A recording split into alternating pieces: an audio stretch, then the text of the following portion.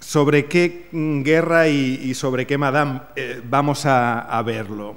Entre los muchísimos libros de guerra que se publicaron entre 1914 y 18, bueno, estas son algunas imágenes de propaganda de esos libros justamente de propaganda, dirigidos, libros y poemas heroicos y ridículos, seguramente ridículos por heroicos, tanto como, dadas las circunstancias, heroicos por ridículos, de tantas plumas bañadas en sangre, como decía Karl Kraus, que dejaron sus testimonios de tanta información y de tanto teatro de guerra y teatro de operaciones, que acabó por herir de muerte al lenguaje y que provocó su catástrofe, como también Karl Kraus decía, de tanta voz de periodismo y tanto anuncio al que el azote de los últimos días de la humanidad no daba abasto. De todos esos miles de libros, digo, escojamos uno, simplemente sin intención, como por casualidad, un pequeño libro, un librito, este que ven aquí y que se titula justamente La Guerre Madame.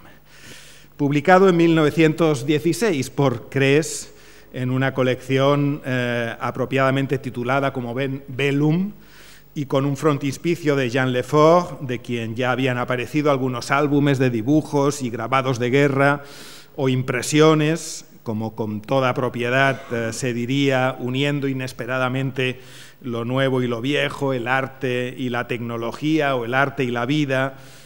Y ahí está, en efecto, ya lo ven en esa ilustración, bajo la lluvia, en medio del barro, con sus capotes y sus cascos y todo su utillaje, esos soldados, impresión de lluvia, como se diría en la época, impresión de guerra, un sketch.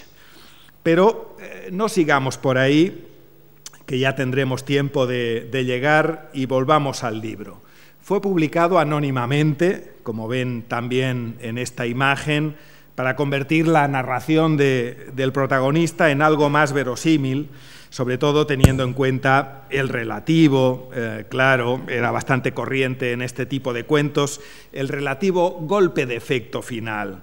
El protagonista de este libro en realidad está muerto, y las últimas líneas no son más que la transcripción fría y objetiva, como él mismo dice, eso se diría además en un lenguaje leguleyo, del parte de su muerte, ¿no? Una muerte heroica, como no, a pesar del lenguaje y del parte oficial, o gracias a él, y seguimos la lógica del contraste que todos esos librillos proponen entre esa necesaria frialdad del ejército, patria, fábrica, todas esas cosas parece que son lo mismo, y el soldado desconocido, que es una cosa que se inventa en estos tiempos, esa versión última y concluyente, definitivamente terrible y banal, de aquellos héroes de la vida moderna que soportan sobre sus hombros ya no el peso de la historia, sino el peso de lo cotidiano, siendo lo cotidiano justamente la miseria, la guerra y la muerte.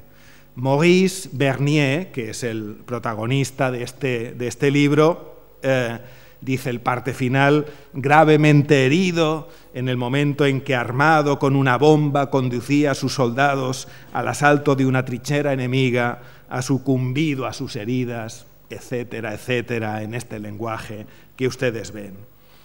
Pero este anonimato era un efecto literario, más un efecto literario de ese mismo contraste, y en realidad, por lo que he podido ver, todos conocían en realidad el nombre del autor de este librillo, que era Paul Gérardy. El hoy olvidado Paul Gérardy, quien, sin embargo, antes de la guerra había obtenido un gran éxito con un par de libros de poemas cuyos títulos parecen ya bastante significativos. Le Petit Homme, ¿no? Estas almitas, de 1908, y sobre todo Toi et moi, tú y yo, de 1912, un éxito, en efecto, ya se pueden imaginar por estos títulos, más bien cursi, sobre todo un éxito en el corazón tierno y cursi o impresionable, para continuar con lo que yo les explico del público femenino, hay que decirlo, de la pequeña burguesía, a la que esas almitas y esos torpes poemas de amor iban necesariamente dirigidos. Vean, por ejemplo, este caso, ¿no? Chérie, explique-moi pourquoi tu dis mon piano, mes roses, et tes livres, ton chien, pourquoi je t'entends déclarer parfois c'est avec mon argent à moi que je vais acheter ces choses. Ce qui m'appartient t'appartient, pourquoi ces mots qui nous opposent, les tiens, les miens, les tiens, si tu aimais tout à fait bien, tu dirais les livres, les chiens et nos roses. Esto es un poema típico de Paul Gérard-Lee. Libros, piano, rosas, perro y dinero para comprarlos, claro está. Vamos descubriendo el verdadero fondo de los contrastes, pero basta con esto. También La Guerre, Madame fue un librito de éxito, este que ven aquí, o al menos de relativo éxito, dadas las circunstancias de un libro de circunstancias como es este.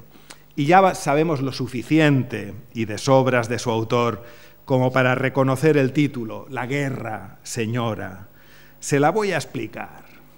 Un libro popular, una explicación popular, dirigida a un público popular, público femenino sobre todo, La Guerre, Madame, al que al final, en el último contraste, el que se produce entre el heroísmo del narrador y la insensibilidad de esa parte de su muerte, al público se le va a romper el corazón en ese final. Héroes de la vida moderna, soldados desconocidos, en fin, para decirlo de otra forma más apropiada, carne de cañón. Qué expresión tan certera, carne de cañón.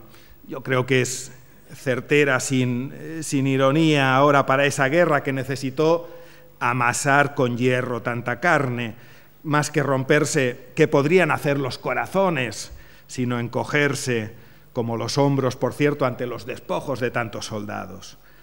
Pero no adelantemos las cosas porque carne de cañón, precisamente, no es lo que aparece o lo que aparentemente aparece en esta novelita de apariencias, justamente.